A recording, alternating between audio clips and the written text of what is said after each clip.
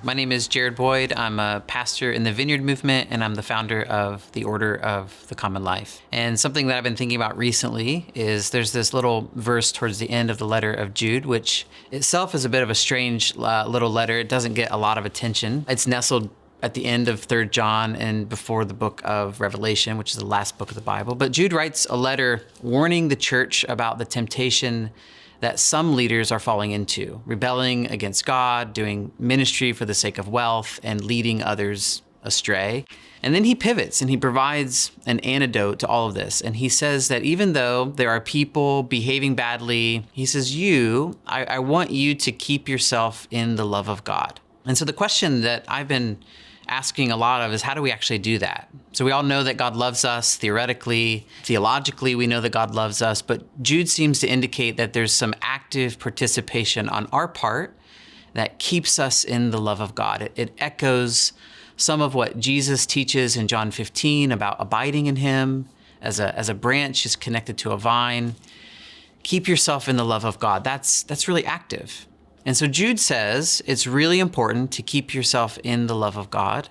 Jesus says that to abide in his love means that we will love one another as he has loved us. And then in John's first letter, he says that we can only love if the love of God is in us. And so there seems to be this circular generative process, but the question still really remains is, how do we keep our lives in participation in that process? What is it that keeps us in the love of God? And so there's a tradition within the history of the church that has taken up this question with consistency and conviction and some really practical structure that has helped the church keep this at the forefront. And it's the monastic tradition and the religious orders that have been birthed from within and alongside that monastic tradition. And one of the primary vows of the Benedictines is a vow to the ongoing conversion of one's life. And it's primarily understood as the ongoing transformation of one's life into the love of God. And some of the writers in this tradition will talk about the mystical love of God, that we are sort of being folded into the mystery of God's love. So from John Cassian, who's one of the forerunners in this monastic tradition in the 4th century, he gives us this image of being in the love of God, being untied or set free from all that has us bound up, and then thrown back into God, where we lay our head on God's chest and we begin to learn the unique love that God, who is our Father, the unique love that he has for us. So that's John Cassian. And then Bernard of Clairvaux in the 12th century, who reformed the Benedictine tradition and founded a new monastery that was the beginning of the Cistercian order.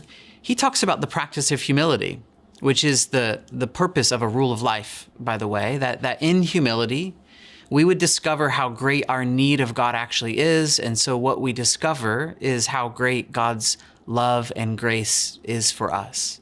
And then that love drives out all of the fear. So that's Bernard of Clairvaux.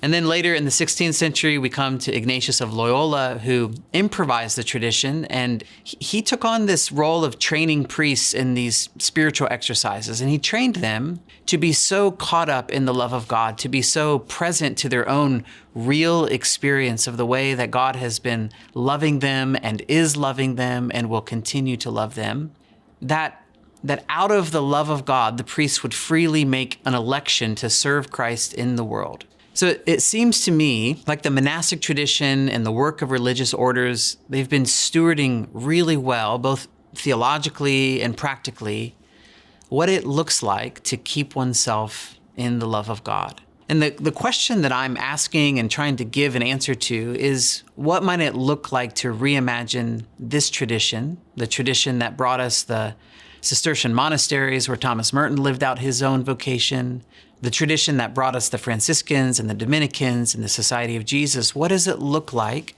to reimagine into the 21st century that tradition for the whole church? So our work with the Order of the Common Life is reimagining religious vocations for the 21st century, because we believe that the institution of the church needs this tradition reimagined for the future of the church in order to steward a way of life that keeps us in the love of God.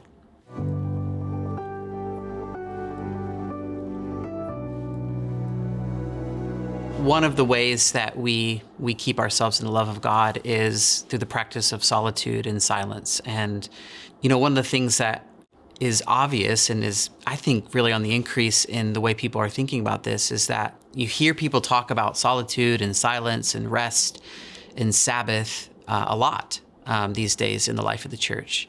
Like, the question is like, why? Why is that actually so important? And I think it goes beyond just rest.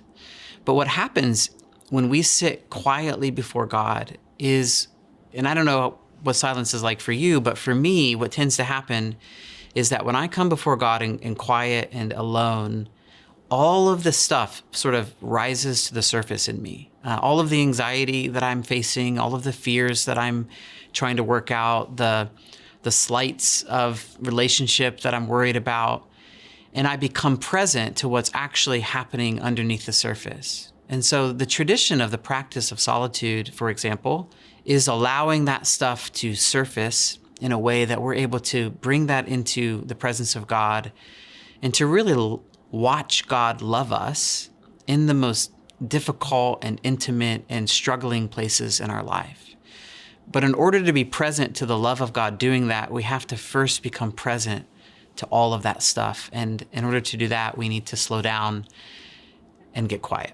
So I talk a lot about this in great detail in my upcoming book. It's called Finding Freedom in Constraint, Reimagining Spiritual Disciplines as a Communal Way of Life. And if you're interested in what it means to reimagine religious vocations for the 21st century, you can find us at orderofthecommonlife.org.